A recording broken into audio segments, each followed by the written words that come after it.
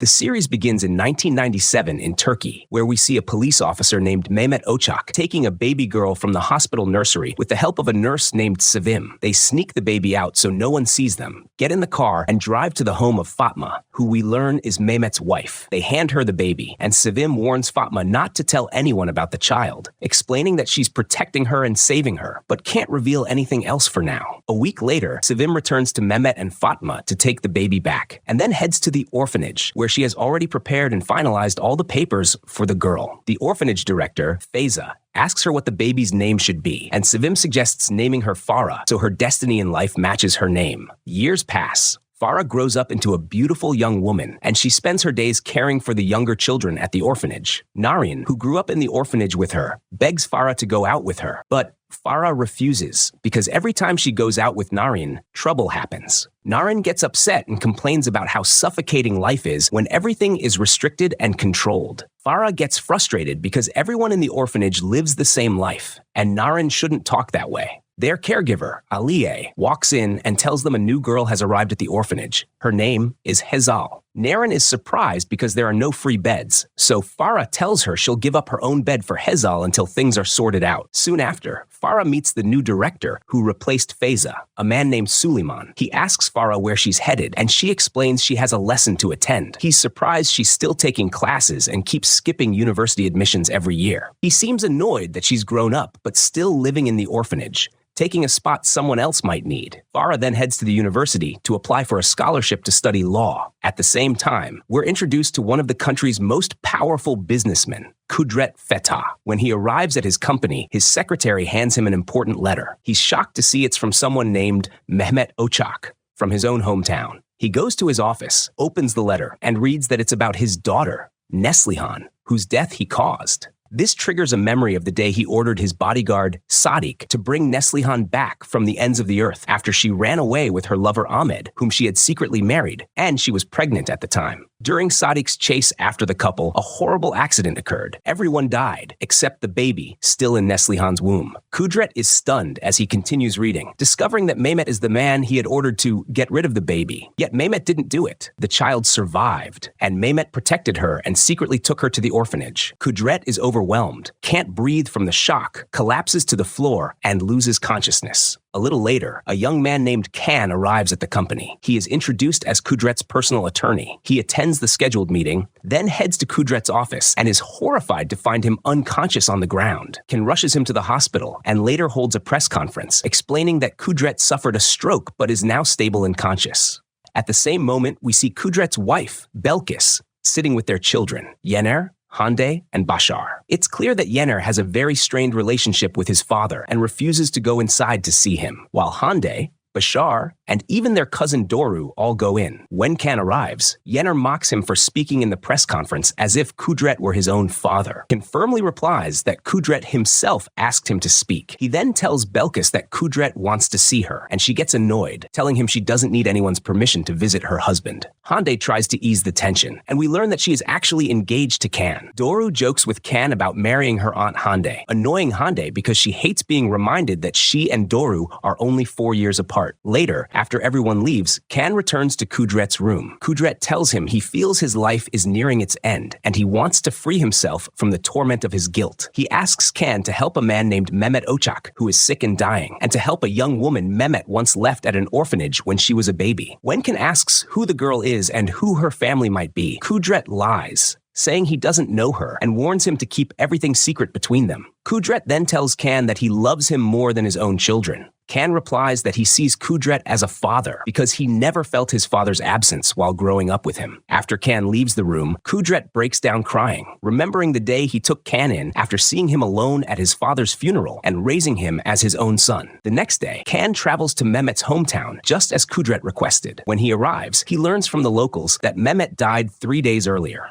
They show him where Mehmet's house is, and there he meets Fatma, Mehmet's wife. He asks if he can talk to her for a bit. She welcomes him in and invites him into the house. Can asks her about Mehmet's letter to Kudret Feta and about the little girl mentioned in that letter, but Fatma denies knowing anything. She tells him she doesn't know anything about the child or the letter and suggests he go to the orphanage and ask there. After Can leaves, Fatma calls Sevim and tells her that Can, Kudret Feta's lawyer, has just left and said that Mehmet wrote a letter to Kudret and told him about the girl. Sevim is shocked and begs Fatma not to talk to anyone about this, no matter what happens. Meanwhile, Can is on the road when Kudret calls him to ask if there is any news. Can tells him that unfortunately, Mehmet passed away 3 days ago. Kudret is stunned and tells Can to visit every orphanage in town and find out where that girl is and what her name is. Can reassures him that he'll take care of it. At the same time, Farah is in Suleiman's office arguing with him because she applied to study law, while he wanted her to apply to the education faculty since it has fewer years of study. He also tells her she's taking up a spot in the orphanage, even though she's already 21, and others need that place more than she does. Ferah snaps and tells him that if her food and drink are bothering him, then she doesn't want to eat or drink there anymore. She storms out in tears, and Aliye tries to talk to her and calm her down, but Farah refuses to speak to anyone and starts packing her things to leave. Aliye and Narin try to stop her, but she insists on going, and Narin keeps following her, begging her not to leave her alone. At that moment, Suleiman pulls Narin away from Farah and tells Farah he doesn't want to see her face there ever again. Farah walks out of the orphanage in a state of rage and heartbreak. Can arrives at the orphanage at that exact moment and sees Farah crying, running up to a young man, hugging him,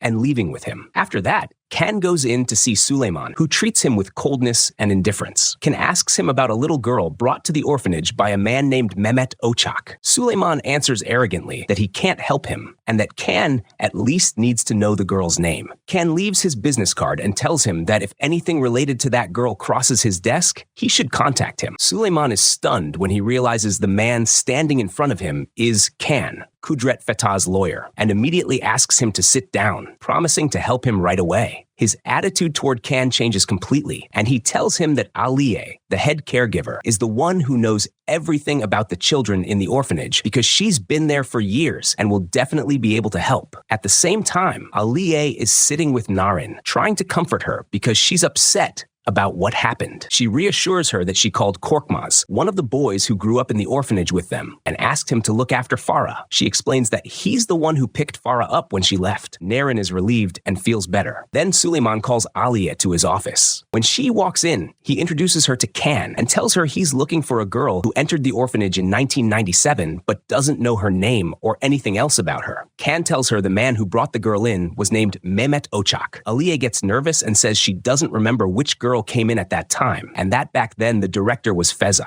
Suleiman immediately tells her to go and bring the files from 1997. After that, Aliye calls Sevim and tells her that Khan, Kudret Feta's lawyer, came to the orphanage asking about Farah. Sevim explains that Mehmet's wife Fatma also called her and told her that Ken visited her as well because Mehmet wrote a letter to Kudret before he died, and they found out that Farah is in the orphanage. Sevim reassures Aliye, saying it looks like they don't have any more information and probably won't be able to track Farah down. Later, Sevim goes to see Hande and gives her the flowers Can ordered for her. We find out that Can, Hande, and the whole family always buy their flowers from Sevim's shop. Hande starts talking about herself with arrogance and an inflated ego, and Sevim is surprised by her attitude and the way she thinks. Meanwhile, Farah is in the car with Korkmaz, telling him she wants to find a job as soon as possible, get her own place, and buy brand new, top-of-the-line phones for herself and Narin just to annoy Suleiman and prove she can be better off outside the orphanage. Korkmaz laughs and tells her that he hasn't managed to do half of what she's dreaming of in the 5 years since he left the orphanage. He tells her about a time he almost got thrown in jail because of the mosque imam. He had nowhere to sleep, so he prayed Fajr at the mosque and fell asleep there. And on that same night, the mosque's carpets were stolen. The imam thought Korkmaz was the thief, but luckily the police officer believed his story and let him go. He tells her not to worry about anything right now and to stop stressing out, then takes her to eat a nice meal by the sea so she can relax and enjoy herself. While they're out, Narin calls Korkmaz and tells him she ran away from the orphanage. He's shocked. Farah takes the phone from him to yell at Narin for what she did and tells her to go back to the orphanage, but Korkmaz takes the phone again, asks Narin where she is, and heads straight to her with Farah. Farah keeps arguing with Narin for running away from the orphanage, but Narin breaks down and tells her that in just 4 months she'll turn 20, and Suleiman will kick her out just like he did with Farah. She also says she knows exactly why Farah ran away too, and she decides to tell Korkmaz everything, but Farah stops her. Narin runs off crying, and suddenly a car nearly hits her. By coincidence, the driver is Can, since they're close to the orphanage. He rushes to check on her, and a police officer arrives after witnessing the near accident, which makes Korkmaz extremely nervous. He panics even more when the officer asks all of them for their IDs. Narin is terrified because if the officer realizes she ran away from the orphanage, he'll return her there immediately. The officer insists they all go to the hospital so Can be held responsible if she's injured. Farah gets into the car with Can because she's scared he might run off and leave them, and he laughs at how suspicious she is. Suddenly, they realize Korkmaz has escaped in the car with Narin. Farah is furious, but she has no choice but to continue with Can and the officer, so she doesn't get into trouble as well. At the police station, we see Can and Farah waiting, and we learn that Korkmaz and Narin have turned off their phones. Then Korkmaz calls Farah, telling her they're at the train station. He admits he fled because the police would have found out Narin ran away, and she was terrified they'd send her back. He urges Farah to come immediately because he's buying train tickets for the three of them to Istanbul before hanging up. That night, Belkis sits with her son Yener and reminds him that when his father leaves the hospital, he must kiss his hand and start treating him with respect. Yener mocks her, saying none of that matters because his father hates him and sees him as a failure. She tells him that Kudret only hates himself and that Yener needs to calm down and try starting over with him. Meanwhile, at the police station, Farah leaves with Aliye and Suleiman after they were summoned because of Narin's disappearance report. Suleiman thanks Can for staying with them and helping the whole day, assuring him he hasn't forgotten about his own case and will continue looking into it. After he leaves, Farah thanks Can for getting dragged into problems that had nothing to do with him and still staying to help. Aliye then pulls Farah aside and warns her to stay away from Can and avoid talking to him. Farah is confused and tells her that Can is a very respectable man. The next day at the hospital, Belkis visits Kudret with Yener, and Yener kisses his father's hand just like his mother told him to. Kudret ignores him and immediately asks about his job and whether he's doing anything useful with his life instead of wasting time. Yener sarcastically replies that he's planting tomatoes in the mansion garden since he became a retired employee thanks to his father, who pushed him out of the company. Kudret mocks him for being a failure, which angers Yener so much that he storms out. Right after, a young woman named Selin arrives to visit Kudret. We learn that Yener has feelings for her, but she ignores him completely and chooses to sit with his father instead. She treats him coldly, and when she enters the room, she's surprised to see Belkis there. Kudret quickly introduces Selin as his assistant. Belkis scoffs because she knows Selin is one of his flings and leaves the room furious. Meanwhile, Farah is at the airport with Aliye, who bought her a plane ticket to Istanbul so she can go bring back Narin and Korkmaz. Aliye makes her promise to return with Narin, and Farah agrees. At the airport, Can is coincidentally traveling on the same flight to Istanbul and spots Farah. He figures she must be flying to meet her friends. He goes to sit next to her, surprising her, and tells her their timing is pure coincidence. But sitting beside her isn't because he wants to talk. He notices it's her first time on a plane and that she's anxious. During takeoff, she panics and grabs his hand without realizing it. When they land in Istanbul, Can is shocked to find Doru waiting for him outside the airport. She's surprised to see him coming out of the economy gate, which means he wasn't in business class, and jokingly asks if the pretty girl with him is the reason. She greets Farah warmly, introduces herself, and invites her to come home with them,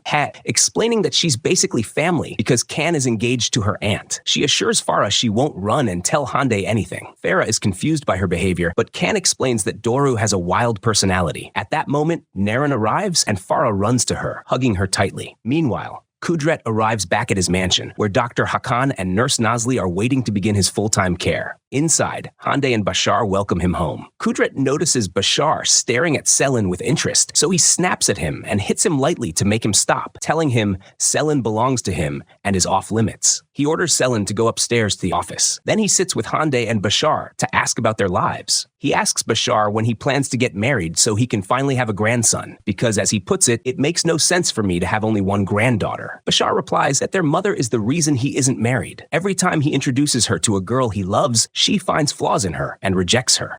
Kudret tells Bashar that he doesn't care about a girl's family or background. Even if Bashar meets her in a nightclub, what matters is that he gives him a grandson so the family bloodline continues. Bashar and Hande then beg their father to come back and live with them in the mansion instead of staying alone while their mother lives separately. But Kudret walks them to the door and tells them it's impossible for him and Belkis to live under the same roof ever again. After that, we see Haidar, the attorney in charge of Kudret's financial affairs, sitting with Belkis and Yener. He tells them that the first thing Kudret did after leaving the hospital was instruct the company's management to place full control of all his businesses under Can's authority. Yener and Belkis are stunned. Belkis thanks Haidar for informing her immediately, and he reminds her that he was her lawyer long before he worked for Kudret, and he would never forget her kindness toward him. At the same time, Selin is secretly watching Kudret, and we learn that she sends Belkis messages about everything happening inside the mansion. Yener is confused to see his mother talking comfortably with Selin, so Belkis tells him Selin is her spy, the one she planted as Kudret's secretary, who later became his mistress. Belkis explains she let Kudret trust Selin enough to keep her inside the mansion so she could feed Belkis information. Yener is shocked by his mother's cunning and brilliance. Later, Can arrives to meet Kudret and tells him he still hasn't found the girl. Kudret hands him a large envelope, asks him to sit,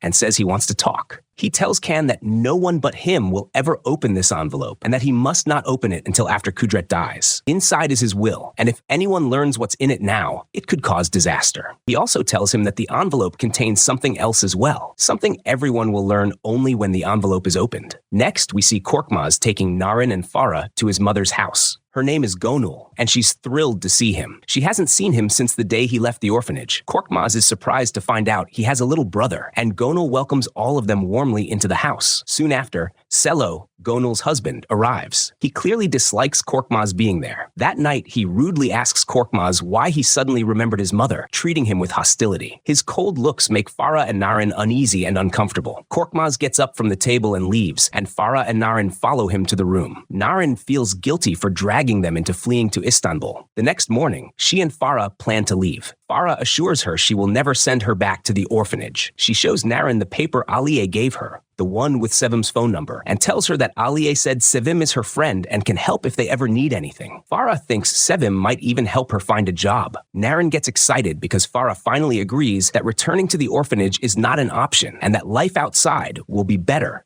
and happier. At the same time, Yener and Belkis are together trying to figure out where Can might be hiding the envelope with the will. Meanwhile, Can is in his office when he gets a call from a police officer named Erkan, asking him to come to the station. Can goes immediately and finds out the officer wants to know where Korkmaz, Farah, and Narin are, because Narin has to be returned to the orphanage. Can tells him he has no idea where they are. At that moment, Hande keeps calling Can over and over, and he finally answers, irritated because he's busy and tired of her constant nagging. After leaving the police station, Can calls Sevim and asks her to prepare a bouquet of flowers for him to pick up personally. Right after that, Farah calls Sevim and tells her she got her number from Aliye. Sevim is overjoyed to hear Farah's voice and can't wait to see her. Meanwhile, Belkis goes to the company with Yener and orders the treasury manager to open Can's safe. Inside, she finds the envelope containing Kudret's will. When she reads it, she is completely shocked. Kudret left his entire fortune to a girl whose name he doesn't even know, and he instructed Can to keep searching until he finds her. Farah then arrives at Sevim's flower shop after getting the address. Suddenly, she's startled when Can walks into the shop, and he's just as surprised to see her. He takes the bouquet from Sevim and leaves, but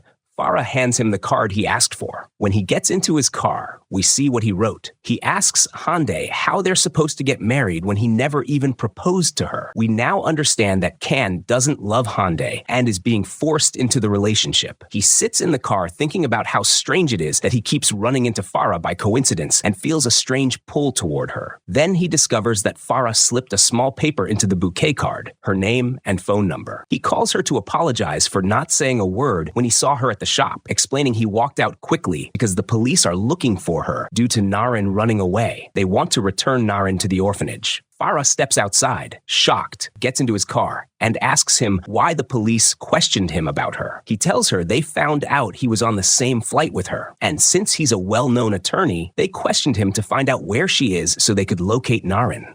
Farah asks Can to pull over so she can get out, and he does, but he tells her she can trust him and shouldn't worry. She explains that Narin can't go to the police because they'll send her back to the orphanage, and she can't bring herself to hand her over. Can reassures her that he'll help both her and Narin, and he decides to get her to relax a little and stop overthinking. He tells her Istanbul is full of beautiful places she needs to see, so he takes her to the seaside and has her try one of the city's most famous desserts. They sit together for a long time, talking and getting to know each other. Meanwhile, at the company, Belkis is still furious about what she read in the will and is convinced that the unknown girl must be Kudret's daughter. She tells Yener she always felt her husband was hiding a disaster like this. At the same time, Hande goes to her father's mansion, upset and frustrated with Can because he didn't show up for the wedding dress fitting. Her father tells her Can must have been busy with work, but Hande suddenly asks him about Eva, her former fiancée, and whether he had anything to do with Eva disappearing on their wedding day.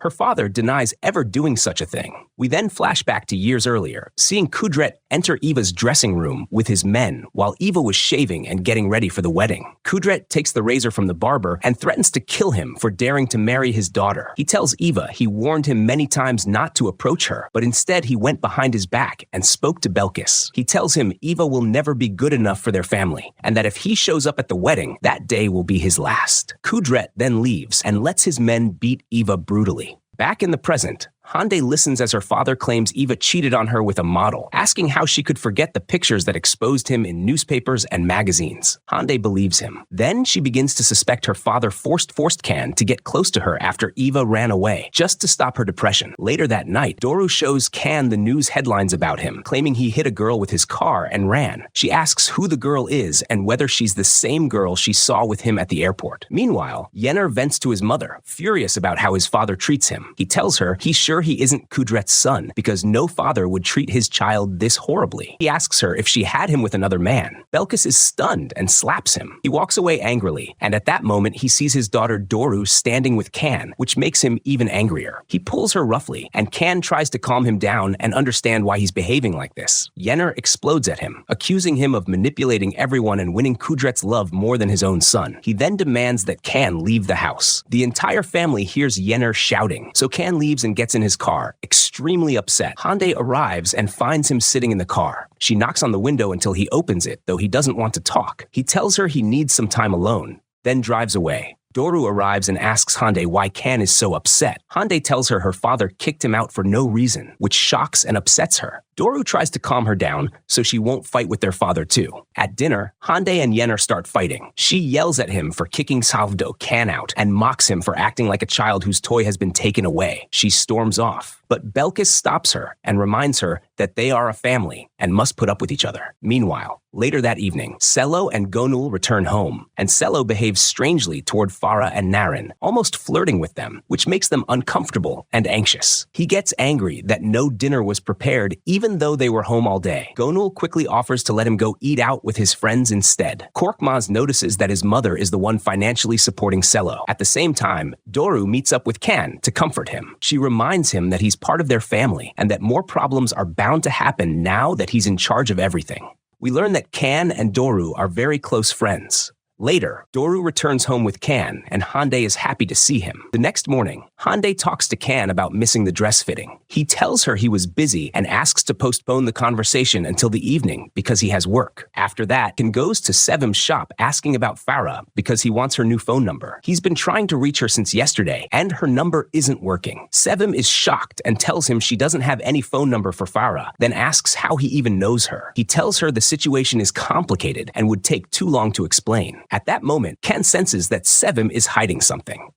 Narin and Farah get into an argument when Narin sees her calling Aliye from her new phone number. She grabs Farah's phone and forbids her from calling, afraid Aliye might tell the police where they are. Korkmaz walks in and tells them he's heading out with his mother to look for work, reassuring them that Selo isn't home. Farah asks him not to be late. Afterwards, Farah and Narin go out to call Aliye from a public phone. Aliye tells them that news of Narin running away has already spread in the newspapers, and even Can has gotten dragged into trouble because of the incident. At the company, Ahan, Can's secretary, tells him that a girl called him during his meeting. Her name was Farah. Can is thrilled and immediately grabs his phone to call back, only to find out she had called from a public payphone. Ayhan also tells him that someone named Suleiman left an envelope for him. Meanwhile, Belkis meets with Silin and orders her to find out who the girl mentioned in Kudret's will is, the one he instructed Can to search for. Silin tells her it's almost impossible because there isn't a single piece of information about this girl. Belkis gets angry and reminds her that this is her job. At the same time, Kudret's assistant is watching them and secretly takes photos, sending them straight to Kudret. Elsewhere, Can is thinking about Hande, and we learn that Kudret forced him to get close to her to make her believe he loved her so she could get over her heartbreak after Eva disappeared. Can had no choice but to obey because no one can refuse Kudret. Yet, as he thinks, Farah comes to his mind instead, and he realizes she has slipped into his heart. He feels attached to her, wanting to see her and be with her all the time. Suddenly, Farah calls him. He lights up immediately and asks why she changed her number. He asks her for the new one and promises he won't give it to anyone. Farah gets nervous and abruptly hangs up, but eventually decides to text him her new number. When Farah returns home, she finds Narin sitting outside. Narin explains that Cello came back and she was too scared to stay in the house alone with him because of the way he looks at her. Farah reassures her that they won't be staying here long. That night, Can sits with Kudret and shows him the files Suleiman sent, profiles of all the girls from the orphanage. But none of them entered the orphanage in 1997. Kudret gets frustrated because he's certain the girl arrived that year. He orders Can to intensify his search. When he asks about Hande, Can gets tense but tells him he'll do what Kudret wants. He'll go to her with a ring and propose, just like any couple who loves each other. Kudret thanks him for following orders. Meanwhile, Doru overhears Hande and Bashar talking and learns that Can is going to propose to Hande that night. Jealous and upset, she calls her friend Oji and asks her to send Hande the news report about Can and the mysterious girl he supposedly hit with his car and ran away with. When Hande gets the message, she blows up in anger, and at that moment, Can arrives. She confronts him, telling him she always felt he wasn't really with her, that he stayed only to avoid upsetting her father, and that he treats her like she's merely Kudret Fatah's daughter. She storms off to her room, crying. Can follows her upstairs, trying to talk to her and calm her down, begging her to open the door. But Hande keeps crying and tells him to leave her alone. Furious, Can goes to confront Doru, knowing she's behind all of it. Doru admits she did it for him because she thinks his happiness will never be with Hande.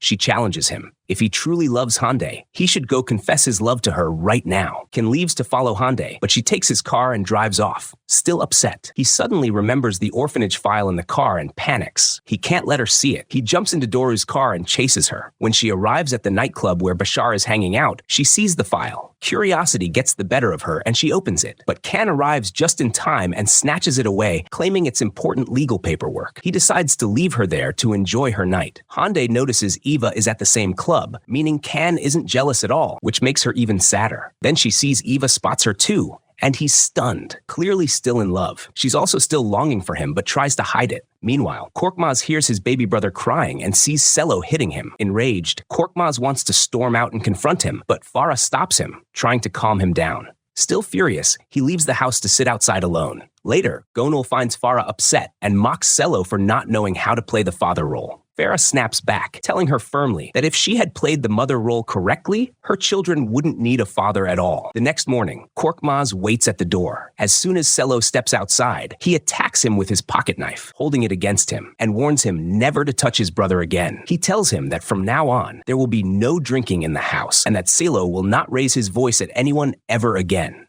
Farah and Narin rush outside, shocked by what's happening. Farah then confronts Korkmaz, upset that he threatened Cello with a knife, telling him he's putting himself in danger. Korkmaz insists he only reacted naturally to what Cello did to his little brother. Farah tells him she'll find a place for herself and Narin, and that he and his brother can live with them. A fresh start for the four of them together, far away from problems and sadness. Korkmaz likes the idea and agrees. Meanwhile, Yener and Belkis are reading the newspaper and see the story about Can and Narin. Yener begins to suspect that Narin might be the girl mentioned in the will. Since the incident happened in the same town Can suddenly traveled to. But they quickly realize she can't be the one, because the girl Kudret is searching for was born in 1997, while Narin wasn't. Confused, Belkis decides they should find Narin anyway. At the company, Officer Erkan visits Can to ask whether he has found Narin and her friends. Can becomes annoyed and tells him he doesn't know the girl he's talking about and that his constant questions are strange. Later, he sits with Doru, and when she asks what happened with Hande after he followed her, he snaps at her and tells her to go ask Hande herself if it matters that much. Meanwhile, Korkmaz,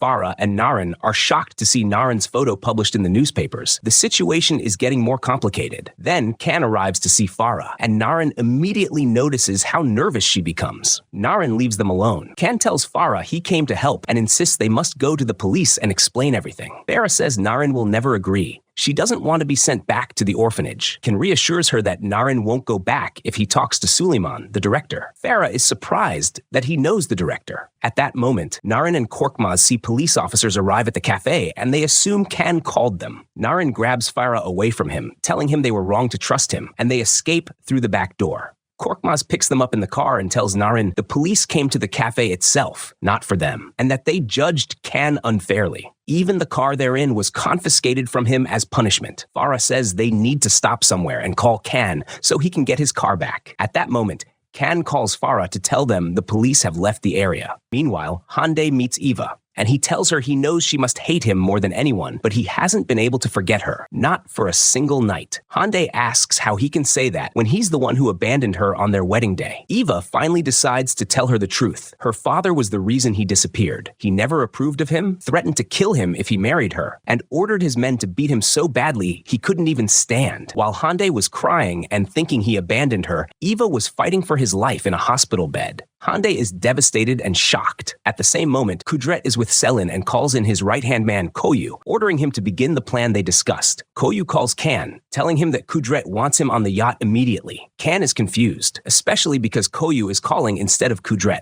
When he gets there, Koyu informs him they're expected to work together to find the girl. But Can refuses to dirty his hands, working with Koyu, knowing his methods are always illegal. He warns Koyu never to call him again and leaves. Meanwhile, Yener and Belkis meet with a man named Shoban, whom they hire to track down the girl whose photo they give him, and once he finds her, he is to kill her and make it look like an accident. Yener hands him a large sum of money, promising another payment after the job is done. The photo he's given is the newspaper picture of Narin. Later, Korkmaz takes Farah and Narin to the location Himsigil. Can told them to leave his car. It turns out to be the mansion where Hande and her family live. The security guard immediately stops them, assuming they stole the car since it belongs to Can. By coincidence, Kudret arrives at the same time. When he sees Narin, he recognizes her from the newspaper photo. He steps out of his car, orders the guard to let them in, and sits down with the three of them to ask who they are and how they know Can. Just then, Can walks in and tells Kudret he has found the girl he's been searching for. Kudret is overjoyed,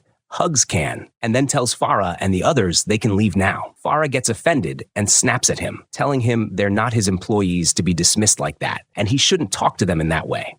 Kudret likes her boldness. He stands, shakes her hand, and apologizes for the misunderstanding. After Farah and her friends leave, Can notices Kudret staring after her, deep in thought. Kudret murmurs that there's something strange about the girl named Farah. He feels like he knows her. Meanwhile, Hande returns to the mansion and sees Narin leaving it. She recognizes her from the newspaper and is shocked she was inside their home. She follows them to Sevim's flower shop. Hande approaches Narin angrily, demanding to know how she knows Can. Ferah is surprised by her tone toward Narin. Sevim steps in and tells them this is Hande, Can's fiancé. Hande then asks what they were doing at the mansion. Farah responds firmly, telling her she can ask her fiancé that question. Hande gets angry and storms out. Sevim is stunned to learn Farah was at the mansion, sat with Kudret, and is close to Can. Later, Kudret sees Hande returning upset and asks what happened. She tells him she met Eva and learned everything he had done to him. Kudret denies it and calls Eva a liar. Can enters at that moment, and Hande tells him she doesn't need him to act anymore. She knows her father forced him to pretend he loved her and pushed him into marriage. Can is shocked that she found out the truth and stands speechless. Hande tells both her father and Can to leave her room. Soon after, Belkis arrives at the mansion. Kudret introduces her to Selin with a cryptic comment implying he knows exactly what the two women have been secretly doing. Selin panics. Kudret later confronts her privately, revealing he knows she works for Belkis. Instead of harming her, he gives her a large amount of money and tells her to take care of her daughter, then leaves. The next morning, Farah wakes up to find Narin gone. She immediately calls Korkmaz, who tells her Narin is with him and reassures her. Meanwhile, Gonul secretly listens and learns they plan to take Narin and Korkmaz's brother to the police to resolve the orphanage issue. Gonul storms into the room, furious, accusing Farah of trying to ruin her son's life. She says Korkmaz has an outstanding warrant, and the police will arrest him. Farah tries to explain they have a powerful lawyer helping them. Gonul accuses Farah of manipulating Korkmaz just because she knows he loves her. Farah is stunned and insists she and Korkmaz are like siblings. Gonul refuses to believe it and threatens to destroy Farah if anything happens to her son. At the same time, Shoban is following Can.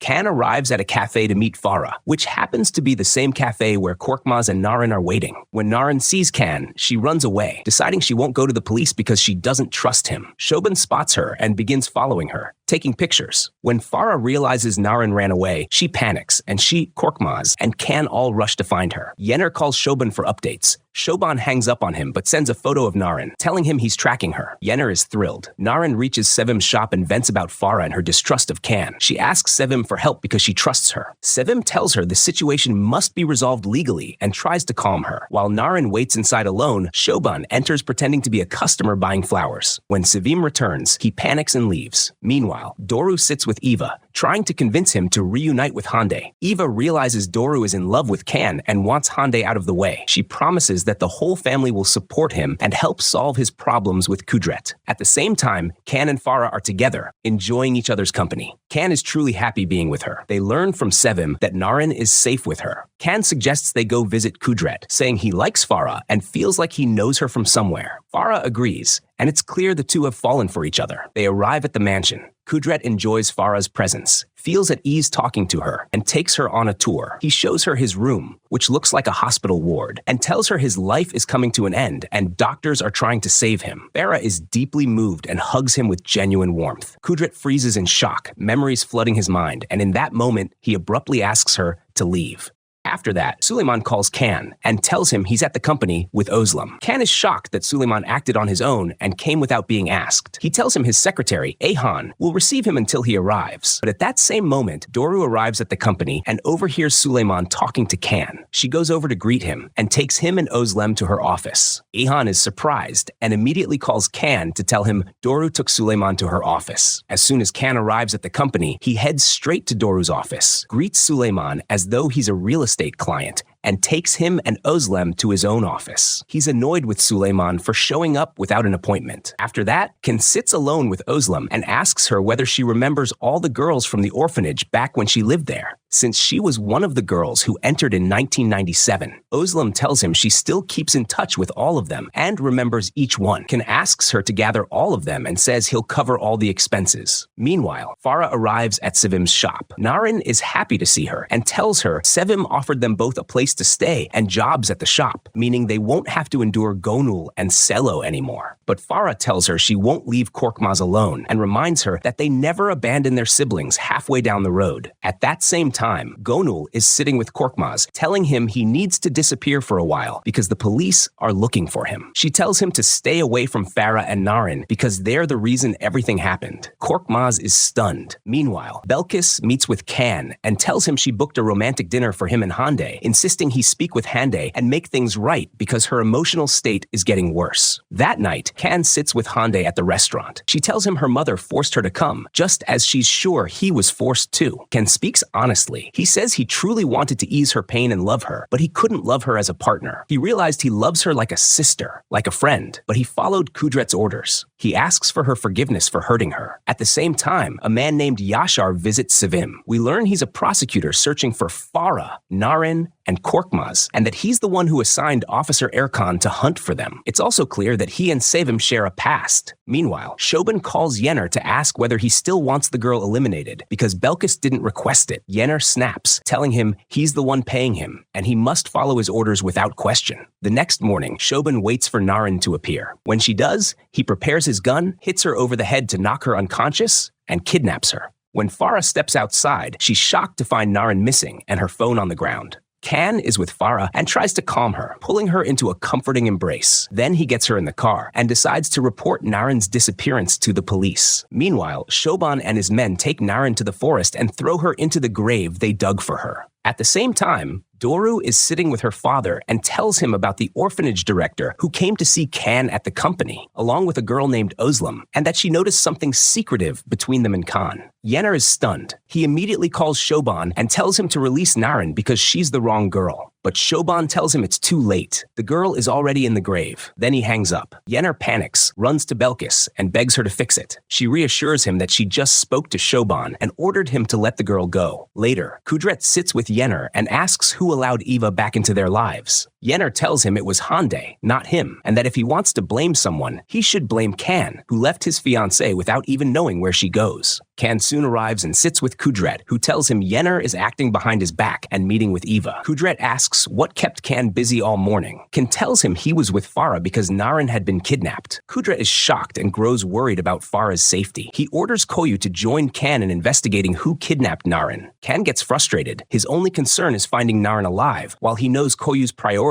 will be revenge and confrontation. That night, Can goes to check on Farah. She's sitting with Sevim, devastated, showing him the bracelet she and Narin both wore, saying it's the only thing left that still carries Narin's scent. At that moment, Officer Erkan calls Can to come review street surveillance footage. Farah insists on going with him, but when they arrive, they discover the surveillance cameras captured nothing about the kidnapping. Farah sinks into despair. Meanwhile, Sevim sits with Yashar, and we learn he is Ahmed's brother, Ahmed, Neslihan's husband, and that he fought his way into becoming a prosecutor so he could one day take revenge on Kudret and make him pay for everything he did. At that moment, from Sevim's fear and anxiety, we understand that Yashar doesn't know he has a daughter who is still alive. The next morning, Can and Farah go to meet Erkan, but Can feels he's giving them useless information. As soon as Erkan steps out of the office, Can quickly opens a drawer, finds documents related to the case, and secretly takes photos of them. When Erkan returns, Can tells him they're leaving because they're busy and heads out with Farah. Meanwhile, Koyu and his men find someone who knows Shoban. Koyu wants to force this man to reveal Shoban's location because he is certain Shoban is behind Narin's kidnapping. At the same time, Can arrives at the same place after learning from the documents he photographed that the suspects were operating there. He's surprised to find Koyu and his men already there. Koyu tells him they've figured out who might have kidnapped the girl and that the only way to get answers is for them to join forces and work together. Ken reluctantly agrees. At that moment, Yener calls Shoban and tells him he'll pay him even more money, but only if the girl is still alive. He tells him he's on the way with the payment. Shoban is surprised because he left the girl alive in the grave. He knocked her out but didn't kill her. Suddenly, Can and his men reach Shoban's location. Shoban's men come out, and Can notices one of them wearing Narin's bracelet. That's when he's certain they're the kidnappers. Yener escapes the scene quickly before Can sees him. Later, Yener goes with Shoban to the forest where they buried Narin, only to discover the grave empty. That night, Can talks to Yener and suggests they make peace because they're like brothers. At that moment, we understand Can is pretending. He suspects something and is acting carefully around Yener. During dinner, everyone is shocked when Doru walks in with Eva. She brings him so he can confess that Kudret threatened him years ago to leave Hande and stay away from her. Eva announces he's no longer afraid. He loves Hande and is ready to risk his life for her. The next morning, Can is with Farah when he receives a call from Erkan. He tells him they found a body, and they suspect it may be Narin. Can is devastated, and Farah collapses emotionally when she hears it might be Narin's corpse. They rush to the morgue with Sevim. When the sheet is lifted off the body, Farah is overcome with shock, and the series ends here, with Season 2 still unreleased.